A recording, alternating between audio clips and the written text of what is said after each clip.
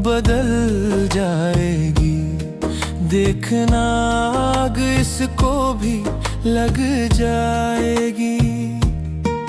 आत्मा खुद को बच्चों समझ कर चलो, याद इसकी ही घर तुमको ले जाएगी। ये पुरानी है दुनिया बदल जाएगी। देखना आग इसको भी लग जाएगी।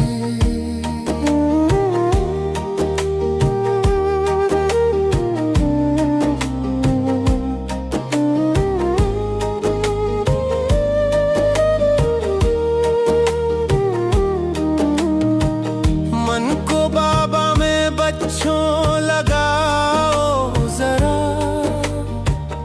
याद उसकी दिलों में बसाओ जरा।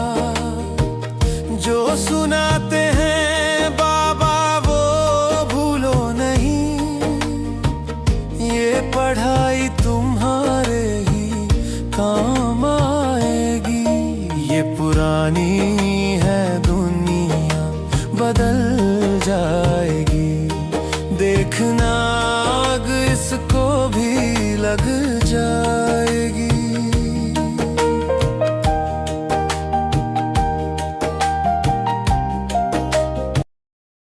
ఓం శాంతి.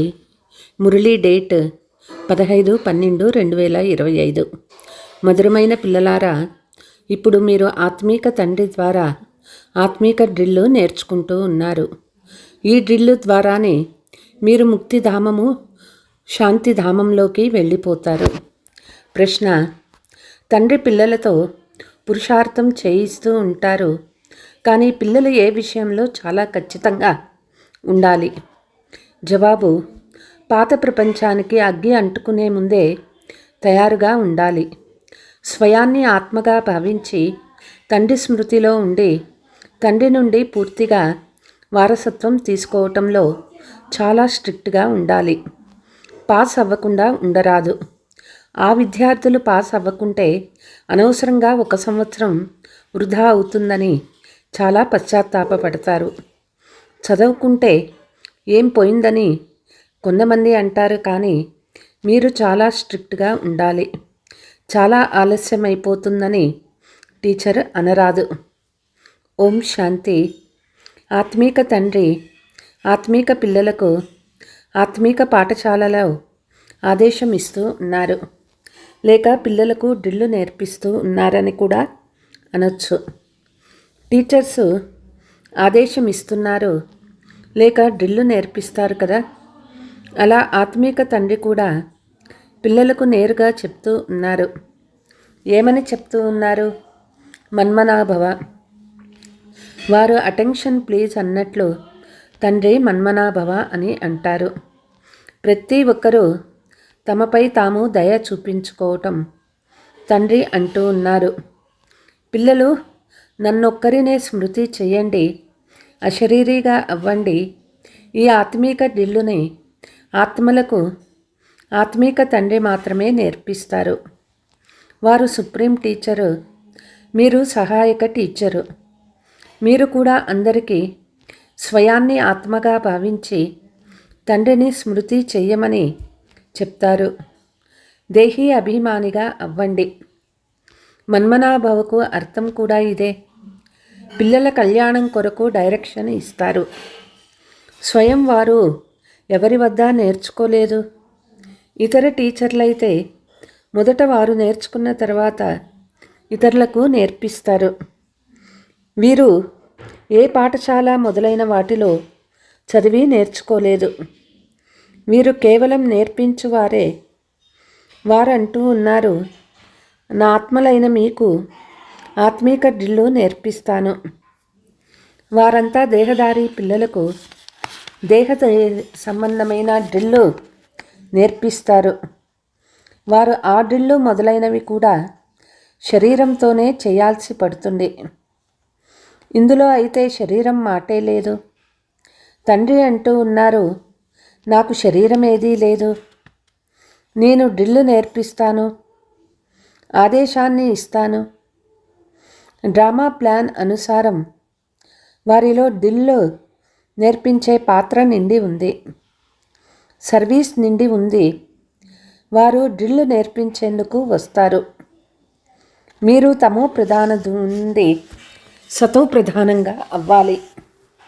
ఇది చాలా సులభము. మెట్లు బుద్ధిలో ఉన్నాయి కదా.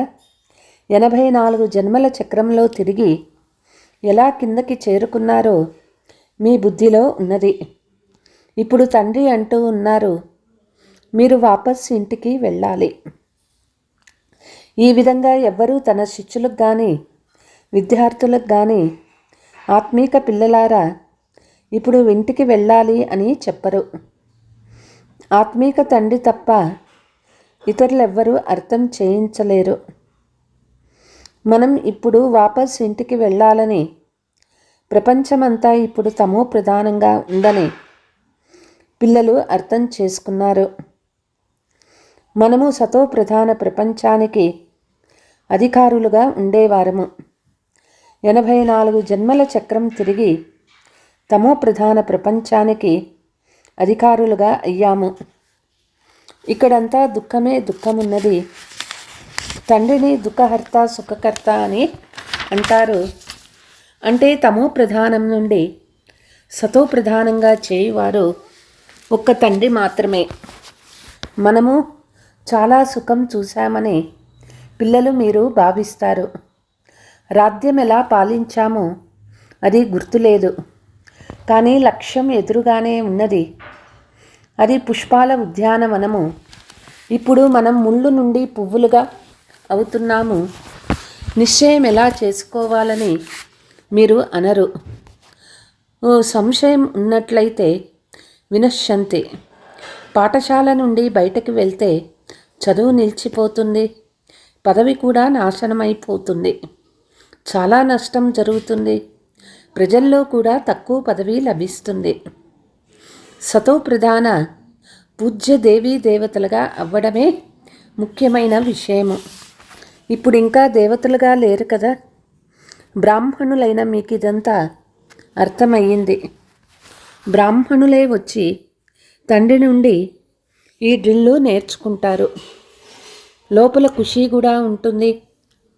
వారికి ఈ చదువు నచ్చుతుంది కదా. భగవాను వాచ, వారు కృష్ణుని పేరు వేశారు, కానీ కృష్ణుడు ఈ డ్రిల్లు నేర్పించలేదని మీకు తెలుసు. ఇది తండ్రి నేర్పిస్తారు. కృష్ణుని ఆత్మ ఏదైతే భిన్న భిన్న నామరూపాలు ధారణ చేస్తూ తమో ప్రధానమైపోయిందో తండ్రి ఆత్మకు కూడా నేర్పిస్తారు. స్వయము నేర్చుకోరు. మిగిలిన వారంతా ఎవరో ఒకరి నుండి తప్పకుండా నేర్చుకుంటారు. వీరు నేర్పించే ఆత్మీక తండ్రి. వారు మీకు నేర్పిస్తారు, మీరు ఇతరులకు నేర్పిస్తారు. మీరు 84 జన్మలు తీసుకొని పతితులయ్యారు. ఇప్పుడు మళ్ళీ పావనంగా అవ్వాలి. అలా అయ్యేందుకు ఆత్మీక తండ్రిని స్మృతి చేయండి. భక్తి మార్గంలో మీరు పతిత పావన అని పాడుతూ వచ్చారు. ఇప్పుడు కూడా మీరు ఎక్కడికైనా వెళ్ళి చూడండి, అలాగే పాడుతూ ఉన్నారు. మీరు రాజఋషులు కదా, ఎక్కడైనా తిరగొచ్చు. మీకు ఎలాంటి బంధనాలు లేవు. పిల్లలైన మీకు బేహద్దు తండ్రి సేవ చేసేందుకు వచ్చారనే నిశ్చయం ఉంది. చదివించినందుకు తండ్రి పిల్లల నుండి ప్రతిఫలాన్ని ఎలా తీసుకుంటారు? టీచర్ తన పిల్లలకు ఉచితంగా చదువు చెప్తారు కదా. అలాగే ఈ తండ్రి కూడా టీచరై ఫ్రీగా చదివిస్తారు. మేము ఏదో ఇస్తున్నామని ఫ్రీ కాదని అనుకోండి కండి. మీరిచ్చేది ఫీజు కాదు. నిజానికి మీరు ఏమీ ఇవ్వరు. ఇచ్చిన దానికి బదులుగా చాలా తీసుకుంటారు. మనుషులు దానపుణ్యాలు చేసి తర్వాత జన్మలో ప్రతిఫలం లభిస్తుందని తలుస్తారు. అక్కడ అల్పకాలిక క్షణభంగుర సుఖం లభిస్తుంది. భలే మరుసటి జన్మలో లభిస్తుంది, కానీ కిందకు దిగజారే జన్మలలో లభిస్తుంది. మెటికలు దిగుతూనే వస్తారు కదా. ఇప్పుడు మీరు ఏదైతే చేస్తూ ఉన్నారో అది పైకి ఎక్కే కళలోకి వెళ్ళేందుకు చేస్తూ ఉన్నారు. కర్మల ఫలితమని అంటారు కదా. కర్మల ఫలితము ఆత్మకు లభిస్తుంది. లక్ష్మీనారాయణలకు కూడా కర్మఫలమే లభించింది కదా. అనంతమైన తండ్రి నుండి అనంతమైన ఫలం లభిస్తుంది. అది పరోక్షంగా లభిస్తుంది. డ్రామాలో నిర్ణయించబడింది. ఇది కూడా తయారైన డ్రామా. మనం కల్పం తర్వాత వచ్చి తండ్రి నుండి అనంతమైన వారసత్వం తీసుకుంటామని మీకు తెలుసు. తండ్రి కూర్చొని మన కొరకు పాఠశాలను కట్టిస్తారు. ప్రభుత్వం వారిది. దేహ సంబంధమైన పాఠశాల. ఈ చదువును అర్ధకల్పం నుండి వివిధ ప్రకారాలుగా చదువుతూ వచ్చారు. తండ్రి 21 జన్మలకు అన్ని దుఃఖాలను దూరం చేసేందుకు చదివిస్తారు. అక్కడ రాజ్యం ఉంటుంది. అందరూ నెంబర్ వారుగా రానే వస్తారు. ఇక్కడ కూడా రాజు, రాణి, మంత్రి, ప్రజలు మొదలైన వారు ఉన్నారు కదా. ఇది పాత ప్రపంచము. కొత్త ప్రపంచంలో చాలా తక్కువ మంది ఉంటారు. అక్కడ చాలా సుఖం ఉంటుంది. మీరు విశ్వానికి యజమానులుగా అవుతారు. ఒకప్పుడు రాజులు, మహారాజులు ఎంతోమంది ఉండి వెళ్ళారు. వారు ఎన్నో వేడుకలు జరుపుకుంటారు. కానీ తండ్రి అంటూ ఉన్నారు, వారు మళ్ళీ కిందకు వచ్చే తీరాలి. అందరూ కిందకి దిగజారాల్సిందే కదా. దేవతల కళలు కూడా నెమ్మది నెమ్మదిగా తగ్గిపోతాయి. కానీ అక్కడ రావణ రాజ్యం ఉండదు కనుక అక్కడ సుఖమే సుఖం ఉంటుంది. ఇక్కడ రావణ రాజ్యం ఉంటుంది. మీరు ఎలా పైకి వెళ్తారో అలా కిందకి కూడా దిగుతారు. ఆత్మలు కూడా అనేక నామరూపాలు ధరిస్తూ కిందకి దిగి వచ్చారు. డ్రామా ప్లాన్ అనుసారము కల్ప క్రితం వలె కింద పడి తమో ప్రధానమై పోయారు. కామచితిపైకి ఎక్కినందునే దుఃఖము ప్రారంభమవుతుంది. ఇప్పుడు అతి దుఃఖమున్నది. మళ్ళీ అక్కడ అతి సుఖం ఉంటుంది. మీరు రాజఋషులు, వారు హఠయోగులు. మీకు రచయిత రచనల ఆది మధ్యాంత్యాలు తెలుసా? ఎవరినైనా అడగండి. వారు తెలియదు అని అంటారు. తెలిసిన వారే అడుగుతారు. వారికే తెలియకుంటే ఇతరులని ఎలా అడుగుతారు? ఋషులు, మునులు మొదలైన వారు ఎవరైనా త్రికాలదర్శులు కాదని మీకు తెలుసు. తండ్రి మనల్ని త్రికాలదర్శులుగా చేస్తూ ఉన్నారు. ఈ బ్రహ్మబాబా ఎవరైతే విశ్వానికి యజమానిగా ఉండేవాడో అతనికి ముందు జన్మల జ్ఞానం లేదు. ఈ జన్మలో కూడా 60 సంవత్సరాల వరకు జ్ఞానము లేదు. ఇప్పుడు తండ్రి వచ్చినప్పుడు కూడా ఇదంతా నెమ్మది నెమ్మదిగా వినిపిస్తూ ఉన్నారు. భలే నిశ్చయ బుద్ధిగా అవుతారు. కానీ మాయ చాలామందిని కింద పడవేస్తుంది. వారి పేర్లు చెప్పరు. అలా చెబితే నిరాశ చెందుతారు. సమాచారం అయితే తెలుస్తూ ఉంటుంది కదా. చెడు సాంగత్యం లభిస్తే నూతనంగా వివాహం చేసుకున్న వారి సాంగత్యం ఏర్పడుతూనే బుద్ధి చంచలమైపోతుంది. మేము వివాహం చేసుకోకుండా ఉండలేమని అంటారు. ప్రతిరోజు వచ్చే మంచి మహారథులకు ఇక్కడికి చాలాసార్లు వచ్చిపోయిన వారిని మాయా మొసలి వలె పట్టుకుంటుంది. ఇలాంటి కేసులు చాలా జరుగుతూ ఉంటాయి.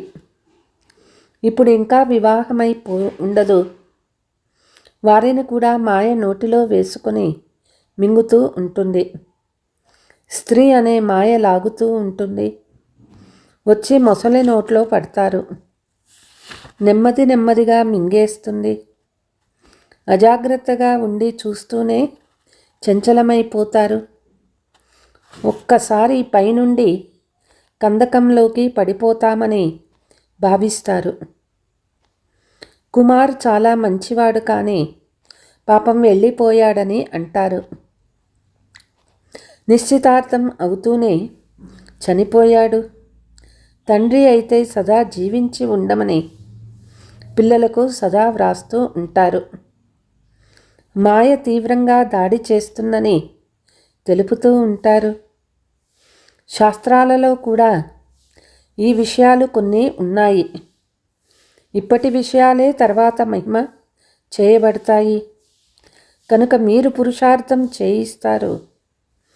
మాయా అనే మొసలి మింగేయకుండా చూసుకోండి.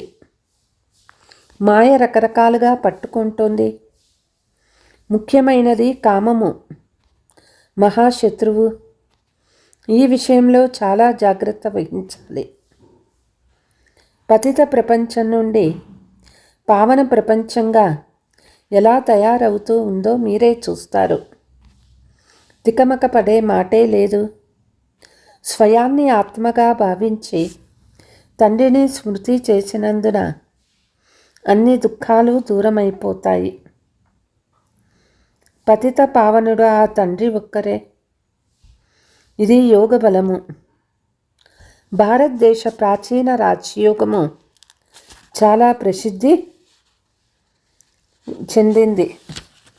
క్రీస్తుకు 3000 సంవత్సరాల క్రితం స్వర్గం ఉండేదని భావిస్తారు.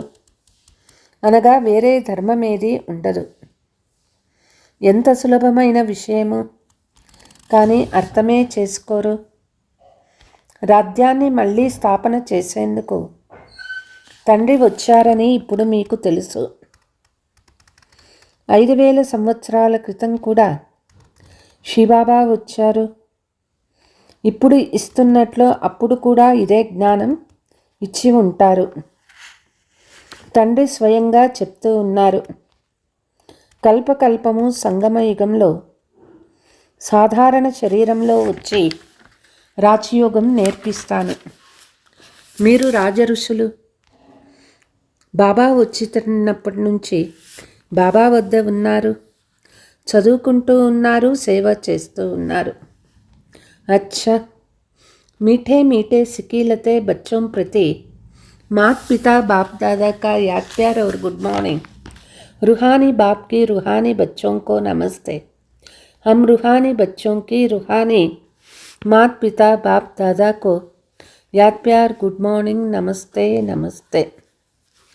ధారణ: మాయ నుండి సురక్షితంగా అయ్యేందుకు సాంగత్య దోషము నుండి మిమ్మల్ని మీరు చాలా సంభాళించుకోవాలి. మీ లైన్ చాలా క్లియర్గా ఉంచుకోవాలి. ఒక్క శ్వాస కూడా వ్యర్థంగా పోనివ్వరాదు. జ్ఞానము ద్వారా సఫలం చేసుకోవాలి. ఎంత సమయం లభిస్తుందో అంత సమయాన్ని యోగ బలము జమ చేసుకునేందుకు ఆత్మీక డ్రిల్లును అభ్యసించాలి. కొత్త బంధనాలు ఏవీ తయారు చేసుకోకూడదు. వరదానము: తండ్రి ఛత్రఛాయ యొక్క అనుభవం ద్వారా విఘ్న వినాశక్ అనే డిగ్రీ తీసుకునే అనుభవీ మూర్తి భవ. ఎక్కడైతే తండ్రి తోడుగా ఉంటారో అక్కడ ఎవ్వరూ ఏమీ చేయలేరు.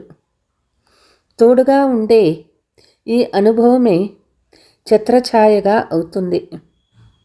బాప్ దాదా సదా పిల్లలను రక్షిస్తూనే ఉంటారు.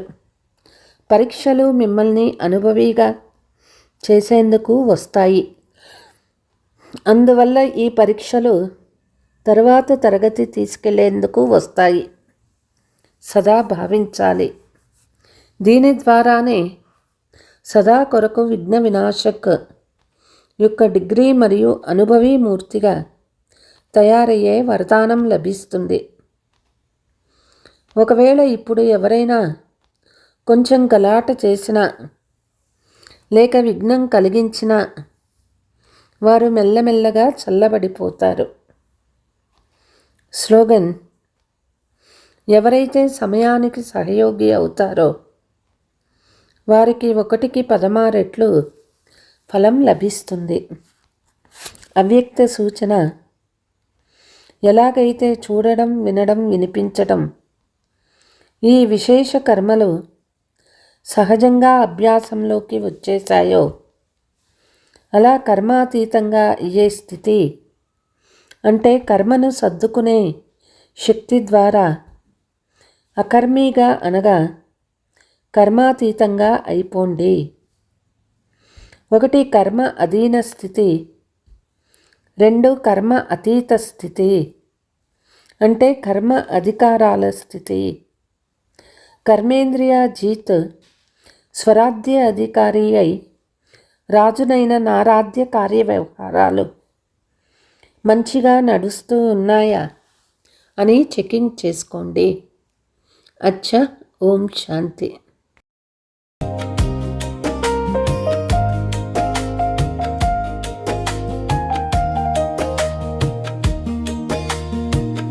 ये बड़े काम की है रूहानी कला, करती है ये हमारा बड़ा ही भला।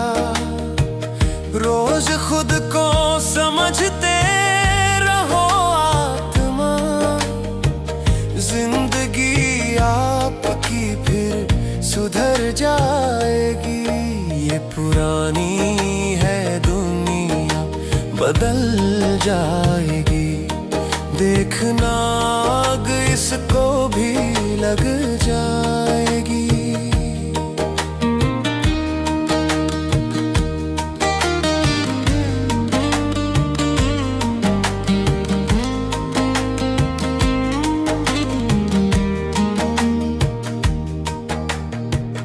फूल जैसा था जीवन हमारा वहाँ, कोई दुख हमको मिलता नहीं था वहाँ। राजयोगी बनो मेरे लाडलो, इस धरा पे वही दुनिया आ जाएगी। ये पुरानी है दुनिया बदल जाएगी, देखना आग इसको भी लग जाएगी। मन तुम्हारा अगर वश में हो जाएगा, वार माया का तुम पे ना हो पाएगा। रूप के जाल में तुम फंसो ना कभी, योग बल से वो राजाई मिल जाएगी। ये पुरानी है दुनिया बदल जाएगी, देखना